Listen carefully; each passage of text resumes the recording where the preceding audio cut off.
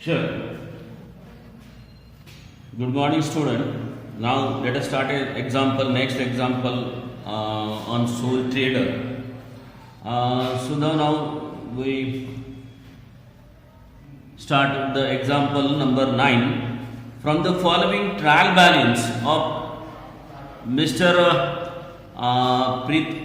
Prithvi Shah, you are required to prepare trading account, profit and loss account and balance sheet on that date 31st March 2009.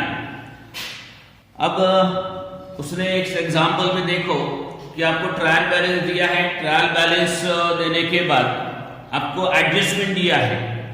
अब adjustment जो दिया गया है उसमें जो ये एग्जाम्पल हमने क्यों लिया उसके पीछे रीजन है, क्योंकि यहाँ बैड डेट्स के चारों टर्म्स आए हैं और बैड डेट्स के चारों टर्म्स उनको मैंने नंबर दिया हूं। देखो, ट्रायल बैलेंस के डेबिट में एक टर्म है, ट्रायल बैलेंस के क्रेडिट में एक टर्म है।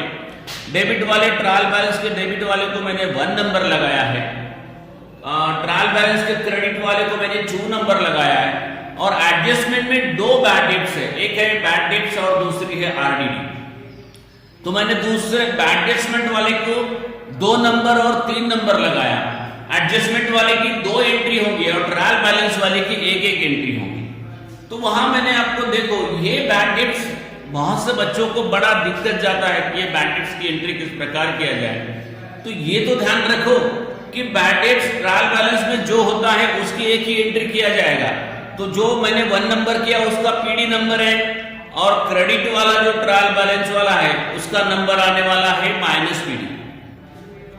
और एडजस्टमेंट वाले जो बैड डेट्स है उनके नंबर 2 आएंगे, एक आएगा +पीडी और दूसरा आएगा -A। +पीडी मतलब प्रॉफिट एंड लॉस अकाउंट में प्लस किया जाएगा और दूसरा एंट्री उसका एसेट साइड में डेटर से माइनस किया जाएगा। तो अब मैं आपको बाकी के पद पढ़ता हूं, उसको कौन से पद कहां जाएंगे ये मैं बताने जा रहा हूं। देखो, सबसे पहला पद है डेटर। डेटर यहां आपकी एसेट है। डेटर क्या है? आपकी एसेट है। अब मुझे बताइए, ये जो डेटर का मतलब होता है कि आपने जो क्रेडिट सेल्स किया वो क्रेडिट सेल्स करने के बाद जिन लोगों के तरफ आपके पैसे हैं उनको हम डेटर कहते हैं। तो उनमें से देखिए कि आपको टोटल आपने क्रेडिट सेल्स किया था 22,600। इस 22,600 में से आपका जो बैड हो गया था वो ऑलरेडी जो आपको आपने इफेक्ट कर लिया था वो ट्रायल बैलेंस के डेबिट में और क्रेडिट में है, उसका तो आपको सिर्फ एंट्री हो चुकी है आपकी। अब आपको वो डेटर में से ना माइनस करना ना प्लस करना है, उसको सिर्फ वो उनको एक्सपेंडिचर बताना है। वो जो लास्ट ईयर की आरडीडी है उसको माइनस करना है प्रॉफिट एंड लॉस अकाउंट में। लेकिन इसके बावजूद ये डेटर में से एडजस्टमेंट में और बैड डेट्स दिया गया है 600 रुपीज और आरडीडी दिया है 5%। तो इतना ध्यान रखिए कि 22,600 में से और 600 आपका बैड हो रहा है, मतलब डूब रहा है पैसा आपका। तो 22,600 में से 600 चले जाएंगे तो रहेंगे कितने? फिर पैसे मिलेंगे आपको 22,000। तो उस 22,000 के ऊपर ही आप आरडीडी चार्ज करेंगे, यानी एडजस्टमेंट का बैड डेट्स माइनस करने के बाद जो आरडीडी दिया जाता है परसेंटेज का, वो बैड डेट्स माइनस करने के बाद जो रहेंगे 22,000 उसके ऊपर आपको 5% आरडीडी चार्ज करना है। ये ध्यान में आ गया आपको? तो चलिए, डेटर का नंबर आएगा A, मतलब ये एसेट में जाएगा। उसके बाद दूसरा टर्म है ड्राइंग। ड्राइंग ये आपका कैपिटल से लायबिलिटी में माइनस किया जाएगा, -L। General expenditure. अब इस गणित में 1-2 बातें ध्यान रखिए कि इस गणित में ट्रेडिंग एक्सपेंडिचर है और जनरल एक्सपेंडिचर है। तो जब ये दोनों भी आते हैं, सिर्फ सिंगल आया जनरल एक्सपेंडिचर और ट्रेडिंग एक्सपेंडिचर, तो वो पीडी में आएगा, मतलब प्रॉफिट एंड लॉस अकाउंट के डेबिट में आएगा। लेकिन जब दोनों भी आएंगे, जनरल एक्सपेंडिचर भी आएगा और ट्रेडिंग एक्सपेंडिचर भी आएगा, तो जब दोनों भी जब आते हैं तो ट्रेडिंग एक्सपेंडिचर ये आपका टीडी में आएगा और प्रॉफिट एंड ट्रेडिंग एक्सपेंडिचर ये ट्रेडिंग अकाउंट में आएगा डेबिट में, और जनरल एक्सपेंडिचर ये आपका प्रॉफिट एंड लॉस अकाउंट में आएगा। अब यहां दोनों भी होने के कारण जनरल एक्सपेंडिचर ये प्रॉफिट एंड लॉस अकाउंट में यानी पीडी में आएगा। उसके बाद स्टेशनरी है, इसका नंबर आपका पीडी आएगा। उसके बाद वेजेस, फ्यूल और परचेज, ये सब डायरेक्ट एक्सपेंडिचर है आपके, इसलिए ये तीनों भी टर्म्स आपके ट्रेडिंग में आएगा, यानी पीडी नंबर आएगा। उसके बाद सैलरी है, सैलरी को आप प्रॉफिट एंड लॉस अकाउंट में आएगा, इसलिए उसको पीडी नंबर देंगे आप। उसके बाद में सेल्स रिटर्न, ये आपका ट्रेडिंग अकाउंट के क्रेडिट साइड में माइनस किया जाएगा। अब ट्रेड एक्सपेंडिचर, यह मैंने आपको कहा था कि जनरल और ट्रेड दोनों भी होने के कारण ट्रेड एक्सपेंडिचर ये आपके जो है वो टीडी में आएंगे, मतलब ट्रेडिंग अकाउंट के डेबिट में आएंगे, डायरेक्ट एक्सपेंडिचर कंसिडर किया जाएगा। अब यहां देखिए बैड डेट्स है, इसको मैंने नंबर 1 लिखा हूं, और ये जो ट्रायल बैलेंस वाले बैड डेट्स और क्रेडिट वाला आरडीडी होता है उसको सिर्फ एक ही नंबर आएगा, तो ये आएगा देखो प्रॉफिट एंड लॉस अकाउंट के डेबिट में आएगा, ठीक है। इसलिए इसको देखो एक ही नंबर लिखा और उसको मैंने नंबर 1 लिखा हूं, तो ये पीडी में आएगा, मतलब प्रॉफिट एंड लॉस अकाउंट के डेबिट में। उसके बाद इंश्योरेंस है, इंश्योरेंस आपका इनडायरेक्ट एक्सपेंडिचर है, इसलिए वो प्रॉफिट एंड लॉस अकाउंट में आएगा। उसके बाद प्रीपेड सैलरी, अब ये ध्यान रखो ट्रायल बैलेंस में जो भी प्रीपेड होता है, आउटस्टैंडिंग होता है, वो डायरेक्ट बैलेंस शीट में जाएगा। ट्रायल बैलेंस में प्रीपेड या आउटस्टैंडिंग जो भी होगा वो डायरेक्ट बैलेंस शीट में जाएगा, और एडजस्टमेंट वाला प्रीपेड और आउटस्टैंडिंग होगा तो उसकी 2 एंट्री होंगी, एक प्रॉफिट एंड लॉस अकाउंट में और दूसरा बैलेंस शीट में, ठीक है। तो इसकी एक ही एंट्री आएगी, देखो प्रीपेड सैलरी, यह आपका एसेट में आएगा। उसके बाद में ऑफिस रेंट, यह प्रॉफिट एंड लॉस अकाउंट में आएगा। बिल्डिंग, यह योर एसेट्स है, बिल रिसीवेबल और फर्नीचर, यह सभी एसेट है आपकी, इसलिए ए में आएगा ये। क्रेडिट साइड में देखिए आपका कैपिटल है, ये एल में आएगा। सेल्स आपका टीसी में आएगा, और आरटीडी देखिए यहां पे, तो ये माइनस पीडी आएगा और एक ही नंबर आएगा। और माइनस पीडी मतलब ये 1 नंबर, 2 नंबर, 3 नंबर के जो बैड डेट्स है वो सब प्लस किए जाएंगे, 1 number, 2 number, 3 number. 1 number debit में होगा ट्रायल बैलेंस के, और 2 नंबर, 3 नंबर एडजस्टमेंट में होगा, ये तीनों को ऐड करेंगे, और उसके बाद ये वाला जो आरडीडी है इसको ओल्ड आरडीडी के नाम से आप माइनस करेंगे। उसके बाद एक क्रेडिटर, यह एल में आएगा। बैंक ओवरड्राफ्ट, यह भी एल में आएगा। आउटस्टैंडिंग वेजेस, मैंने आपको कहा था ट्रायल बैलेंस के आउटस्टैंडिंग जो भी होता है वो डायरेक्ट लायबिलिटी में आते, मतलब बैलेंस शीट में आते हैं, तो क्रेडिट वाले लायबिलिटी में, डेबिट वाले जो प्रीपेड है वो एसेट में आएंगे, तो इसलिए एल में आएगा ये। और उसके बाद कमीशन, यह प्रॉफिट एंड लॉस अकाउंट के क्रेडिट साइड में, it's a part of your income, indirect income, इसलिए उसको पीसी में आएगा। एडजस्टमेंट किया है, देखो 6 एडजस्टमेंट है। पहली एडजस्टमेंट है क्लोजिंग स्टॉक, उसका नंबर हर बार आपको बताया मैंने, ट्रेडिंग अकाउंट के क्रेडिट में आएगा, और दूसरा नंबर आएगा एसेट में। Depreciation on building and furniture, ये इनडायरेक्ट एक्सपेंडिचर, इसलिए प्रॉफिट एंड लॉस अकाउंट में आएगा, और बाद में उतने डेप्रिसिएशन के कारण तुम्हारे एसेट कम होती है तो एसेट में से माइनस होगा।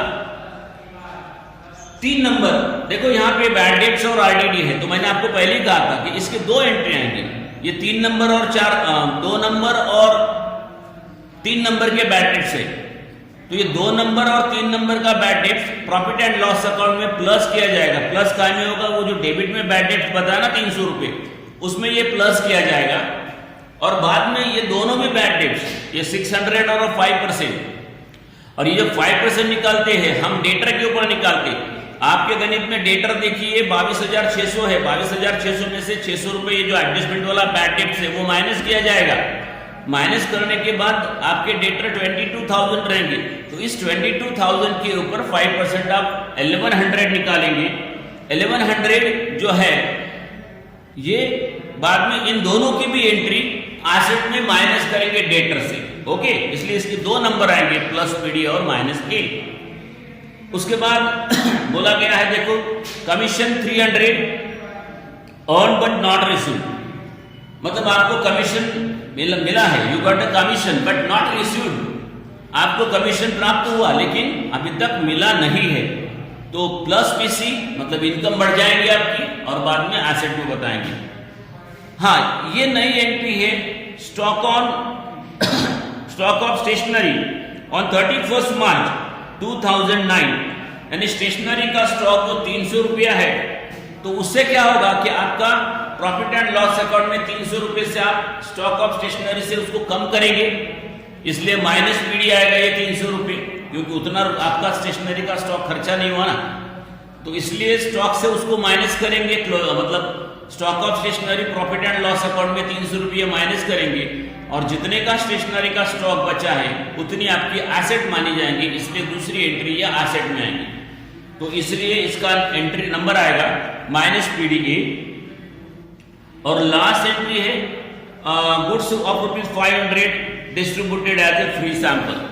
500 रुपए का गुड्स आपका फ्री सैंपल में बांटा गया, तो आपकी उतनी गुड्स कम हो गई है, इसलिए ट्रेडिंग अकाउंट के क्रेडिट साइड में एक एंट्री आएगी और दूसरी एंट्री आपकी जो आएगी वो एडवर्टाइज के नाम से, मतलब प्रॉफिट एंड लॉस अकाउंट में, तो इसलिए इसका फ्री सैंपल का एंट्री आएगा टीसी और पीडी, मतलब ट्रेडिंग अकाउंट के क्रेडिट में और प्रॉफिट एंड लॉस अकाउंट के डेबिट। इस प्रकार से ये गणित दिया है और मैंने आपको नीचे वर्किंग नोट में बताया, देखो कि आपका 300 रुपये बैड डेट से जो प्रॉफिट ट्रेडिंग अकाउंट के डेबिट में है वो 300 रुपये, उसमें आपका एडजस्टमेंट नंबर का बैड डेट से 600 रुपया, वो 300 में 600 जोड़ दिए गए और 5% आरडीडी निकालेंगे, वो डेटर के ऊपर निकालेंगे। डेटर आपके गणित में 22,600 है, 22,600 में से एडजस्टमेंट वाला बैड डेट ये माइनस किया जाएगा, 22,000 में से बचे 22,000 है, 22,000 के ऊपर 5% होते हैं 1,100 रुपये।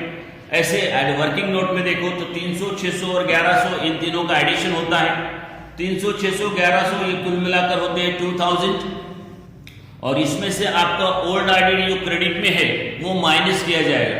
तो इस तरह से आपका ये 1,600 रुपये आएगा। ये 1,600 रुपये देखो प्रॉफिट एंड लॉस अकाउंट में आंसर में बताया है, okay, profit and loss account के डेबिट साइड में आंसर में बताया गया। उसके बाद एसेट में आप डेटर किस प्रकार लिखेंगे ये भी मैंने आपको वर्किंग नोट में बताया कि आपका एसेट में डेटर आएगा 22,600, उसमें से एडजस्टमेंट का बैड डेट 600 माइनस किया जाएगा और देन उसके बाद में न्यू आरडीडी जो 5% है 1,100 ये भी माइनस किया जाएगा, तो उसमें से 20,900 इस प्रकार से डेटर आपके एसेट में बताए जाएंगे। उसके आगे आप लोग ये ट्रेडिंग अकाउंट बनाएंगे। ट्रेडिंग आपने तो ये प्रॉफिट एंड लॉस अकाउंट और ट्रेडिंग अकाउंट और प्रॉफिट एंड लॉस अकाउंट किस प्रकार से बनाएंगे, तो देखिए ओपनिंग स्टॉक आपका ट्रेडिंग अकाउंट में दिया गया है, परचेस है, क्योंकि इन सभी पदों को आपने टीडी लिखा है, हमने अपने टीडी लिखा, तो टीडी वाले सब पद है opening stock, purchase, wages, fuel, trade expenditure और क्रेडिट में सेल्स माइनस सेल्स रिटर्न और गुड्स फ्री सैंपल, ऐसे ये 2 पद आपके क्रेडिट और क्लोजिंग स्टॉक के 3 पद आ गए।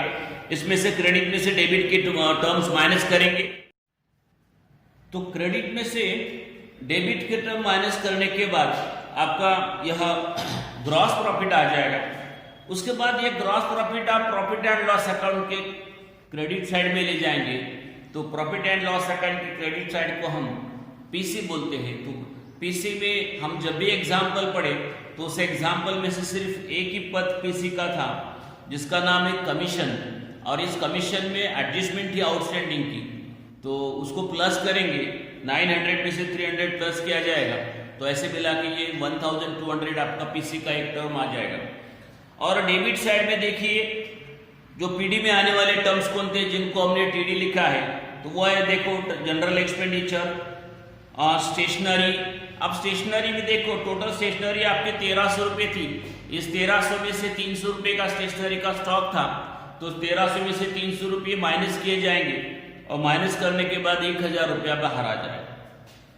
उसके बाद सैलरी है, इंश्योरेंस है, ऑफिस रेंट है, एडवर्टाइज है, ये सब पद आपके प्रॉफिट एंड लॉस अकाउंट के हैं जो डेबिट साइड में आ जाएंगे प्रॉफिट है। और उसके बाद में बैड डेट से देखिए, तो आपको मैंने पहले बताया था कि बैड डेट्स के लिए पहले क्या बताया था, देखो 300 रुपये, 600 रुपये और 1,100 ये सब ऐड किए जाएंगे और उसके बाद में से 400 रुपये माइनस किए जाएंगे। तो मैंने जो वर्किंग नोट लिख के दिया उस प्रकार से लिखिए। जो आंसर में यहाँ पहले आरडीडी 1100 अगर ऊपर लिखा है इस प्रकार से मत लिखो, तो आप ऐसा लिखो 300, 600, 1100 और बाद में 400 और फिर 1600 रुपये बाहर ले लो। उसके बाद डेप्रिसिएशन लेना है बिल्डिंग के ऊपर और आपका फर्नीचर के ऊपर, और फिर ये आपका क्रेडिट में से फिर डेबिट के माइनस करेंगे तो आपका नेट प्रॉफिट आ जाएगा। उसके बाद आप बैलेंस शीट बनाएंगे, और बैलेंस शीट बनाते हैं तो देखो लायबिलिटी में आपका कैपिटल नाम का एल का पहला पद आएगा, उसमें नेट प्रॉफिट ऐड किया जाएगा और उसमें से ड्राइंग जो है यह टर्म आपका जो ट्रायल बैलेंस के डेबिट में बताया गया वो माइनस किया जाएगा। और फिर जिन पदों का आपने एल लिखा है, बैंक ओवरड्राफ्ट है, क्रेडिटर है और आउटस्टैंडिंग वेजेस है, इनको एल में लिखेंगे।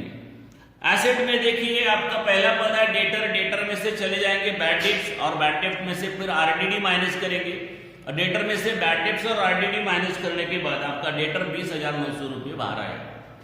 उसके बाद bill receivable, closing stock, building less depreciation, furniture less depreciation, और ये सब माइनस करने के बाद प्रीपेड सैलरी जो आपका ट्रायल बैलेंस में दिया है, और नीचे एडजस्टमेंट वाला स्टॉक ऑफ स्टेशनरी जो आपका स्टॉक बचा है वो भी लिखेंगे, और कमीशन रिसीवेबल है वो भी लिखेंगे, और इस प्रकार के आपके बैलेंस शीट की टोटल आ जाएगी। ओके, तो चलिए इस प्रकार से आपका 9वां एग्जाम्पल हो गया।